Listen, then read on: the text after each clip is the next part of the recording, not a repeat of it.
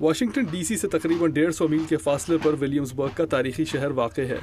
ولیمزبرگ کی سڑکیں آج بالکل ویسی ہیں جیسے امریکی انقلاب کی جنگ کے زمانے میں ہوا کرتی تھیں۔ 1781 میں برطانوی فوج ولیمزبرگ میں صرف ایک ہفتہ مقیم رہی، پھر 4 جولائی کو یہاں سے نکل گئی۔ اس وقت تک امریکہ کے اعلان آزادی کو پورے 5 سال ہو چکے تھے۔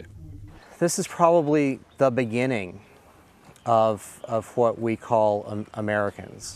امریکی ہونے کی شروعات یہاں سے ہوتی ہے۔ ہم ایک برطانوی کالونی ہوا کرتے تھے، پھر ہم اپنی برطانوی جڑوں سے علیحدہ ہوتے گئے اور ولیم برگز کے مقام پر ہم امریکی بنے۔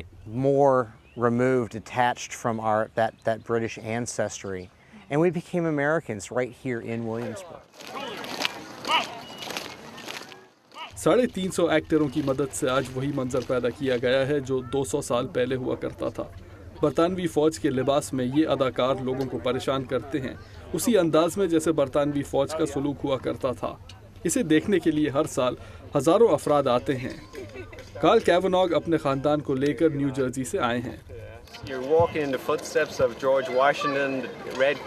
آپ جارج واشنگٹن کے قدموں میں چلتے ہیں، آپ وہی منظر دیکھ رہے ہوتے ہیں جو انہوں نے دیکھا تھا، وہی گرمی، وہی دھواں، وہی عمارتیں، سب چیز ویسی ہی ہے جیسے اس دور میں ہوا کرتی تھی۔ معلومات حاصل کرنے کا یہ بہت اچھا طریقہ ہے۔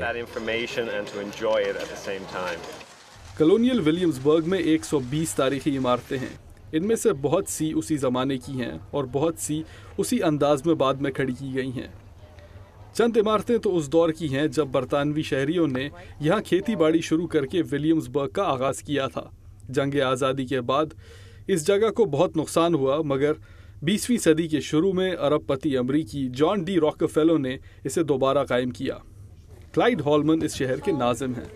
I think a lot of people think of Williamsburg and they think, oh, a museum.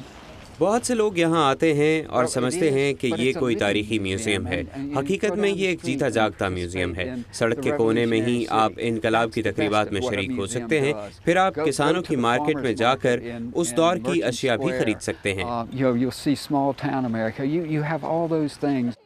ہر سال یہاں 30 لاکھ افراد آتے ہیں اور یہاں کے تمام مناظر دیکھتے ہیں جو ایک نئے ملک کی شروعات کی عکاسی کر رہے ہیں۔ ایمی کیٹس کے ساتھ عبدالعزیز خان، اردو وی او اے۔